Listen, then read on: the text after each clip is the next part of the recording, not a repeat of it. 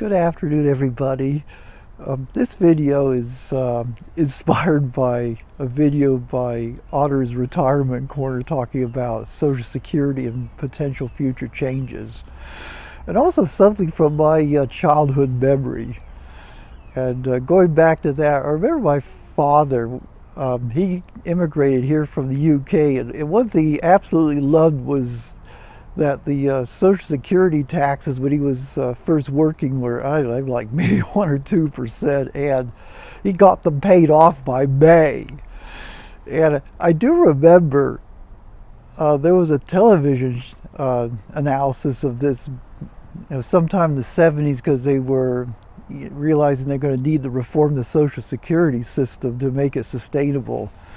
And they had come to the conclusion that current recipients were like getting a return on that investment that could not be matched by anything, neither real estate or gold or stocks. They were getting a fantastic return on investment. Now, it wasn't necessarily that they were getting huge Social Security checks. I mean, they're probably in relative terms similar to what we get today, but they were just paying so little into the system back in those days.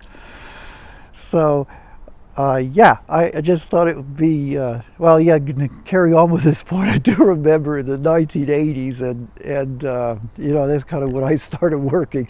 My father would always bemoan the little card that came in your January, your first January paycheck showing, oh yeah, we've raised Social Security taxes by this amount, and the income cap has gone up by that amount, and yeah, I guess it wasn't such a good deal anymore by my father's reckoning. But anyway, so I just thought I was just curious. I was just take all my Social Security tax payments and see what kind of rate of return I'm getting on this based on the benefit they're saying I'm going to get. And talk about and just give some thoughts on the future of Social Security in general. So I hope you enjoy this. Okay, here we go.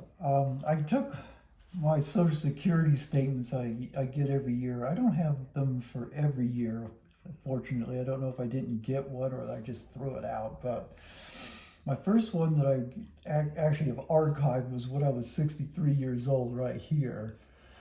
And then I didn't, I said the 2019 one, maybe I threw it out. I don't know. 2021 I don't have either, but I do have the one for 2022, 2023, and 2024. And yeah, and then what these statements do is they tell you what your Social Security benefit's going to be. They tell you how much taxes you've paid into the system. So here's what I've done. I took the benefits. They give you, some of them give you benefit for each year you retire. Some give you just some of the years. I did the best I could to reconstruct what I think all the benefits are going to be if I retire at these particular ages, or retired, because I'm going to be 68 this year. Since I did not have the 2019 statement, I best estimated that had I retired at 62, this would be my benefit, 2354.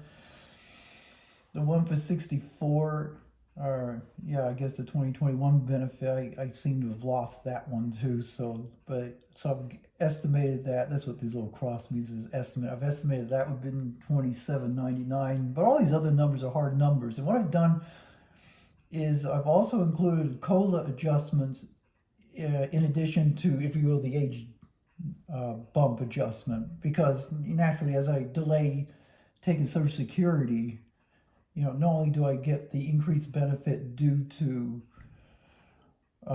just the delaying it a year, you also will get the COLA increase that goes along with it. And I did cross-check this. Like, I took my 63 benefit, what it projected for my 70-year-old, and then just compounded all these COLA increases, which here would be saying $52.25, and I came within like $20 of this number. So I think it's fine, and I am just assuming 2.5% COLA increases for 2025 and 2026. So that's just a guess. This is the amount of taxes I've paid, and as I say, I exceed the cap, so this is basically the maximum tax you'd be paying. And then once again, I'm making assumptions for 2025 and 2026 and 2027.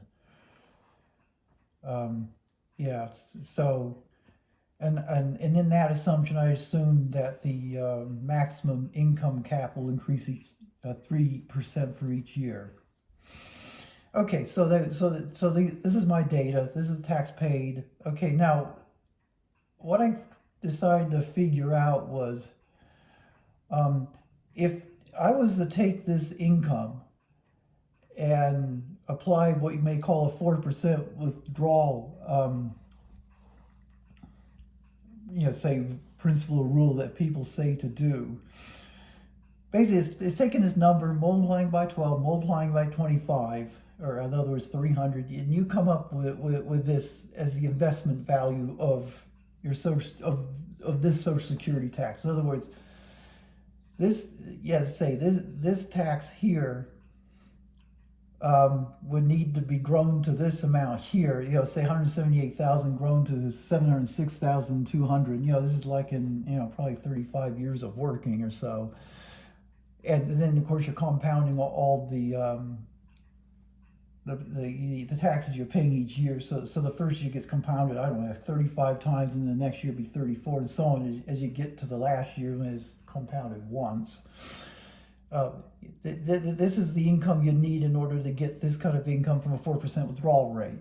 And so then from here, you can go ahead and figure out, okay, what would be the compounded annual percentage rate to grow this to this, and these are the numbers you come out. So it's about 6%. It actually doesn't really matter when you decide to take the Social Security. If you decide to take it at 62, it's 5.9. If you wait to 70, it's 6.04. And then numbers in between for the most part. So, but the reality, of course, is that Social Security is not just getting taxes from you; it's also getting it from your employer. So, even though you're only paying 6.2% on your income, you're actually the Social Security Administration is really getting 12.4. And so this is probably really a more realistic indicator of rate of return, which we really should be using this as a taxable amount. I mean, I say all these numbers over here are the same, but anyway, this taxable amount, once again, the 4% withdrawal rate on this income still stays the same. And so this is really the compounded annual percentage return on investment, or these numbers. And actually, of course, these tend to skew higher as you do delay Social Security. So I guess, at an individual level, I guess, we'll talk about this in a minute. So let's say you were able to invest this money, each year you're putting it in, and I said I got a table of that, I won't show that here, and you were able to get 8% on it, which, I guess is a representative S&P 500 return. That investment should have grown to these amounts, so it's 1.18 million, when I was 62 in 2019, and I guess it could get as high as 2.19 million in 2027 when I'm 70. Then you use the 4% withdrawal rate. These are your incomes you can get. So, you can see these are higher. Now, of course, the question is, is 6% guaranteed with zero risk, no sequence of return risks or any of that stuff, equivalent to, say, an 8% investment that, of course, is going to be volatile, sequence of returns. And I guess I'd have to say this is actually not bad. It's probably pretty good to have something completely guaranteed. Of course, the reality is that, the Social Security Administration is really getting twice as much money than what you're paying, because they're getting it from your employer. And then, of course, if that amount had been invested in the S&P 500, say getting 8%, or generally these 401k type investments, now we're looking at 2.3 million, possibly going up to 4.4 million. And the 4% withdrawal rate gives actually a pretty generous monthly income, especially here. I'll be like at 62, 2354 versus 7,898. I mean, so from that perspective, maybe Social Security is not managed your money very well. Yeah, I guess I would say sure. I take the 8%. I like to take this total lump sum invested at 8%. Take the sequence of risk returns. To potentially get this kind of income versus getting this kind of income. So, yeah, definitely the amount the employer is putting in is really helping you a lot at an individual level. Okay, this here is another table of numbers. So, yeah, we know that the Social Security Administration is draining down a trust fund that basically balances budget right now. And according to Howard on Audit Retirement Corner, he says in order to put this all back into balance, the Social Security tax needs to be raised to 8% or 16% total, employer plus employee. In order to pay, again, these benefits, which again is the same. So now the tax really has to go up from, say 178,000 now to 229,893 for the individual, and of course it would be double that, 459, in order to sustainably pay these benefits.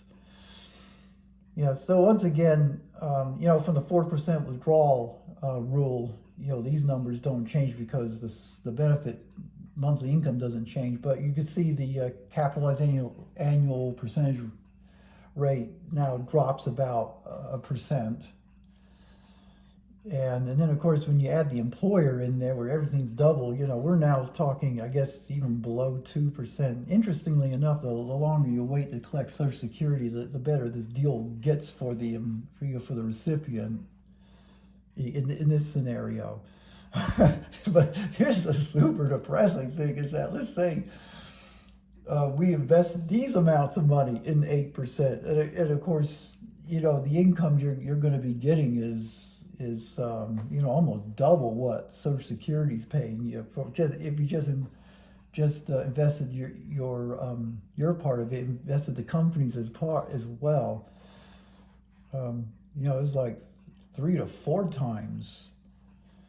So, yeah, Social Security is fast not becoming a very good deal anymore. I know that people look at Social Security as an entitlement, but it really isn't. I describe it as a civilizational luxury.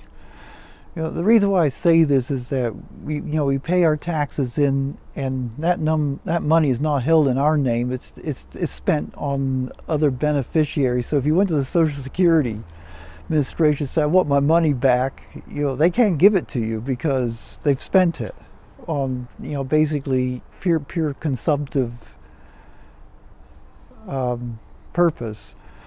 So, yeah, so it's really a civilizational luxury that, because our country is pretty wealthy, is something that we could afford to do to take care of our aging population. I'm not opposed to this.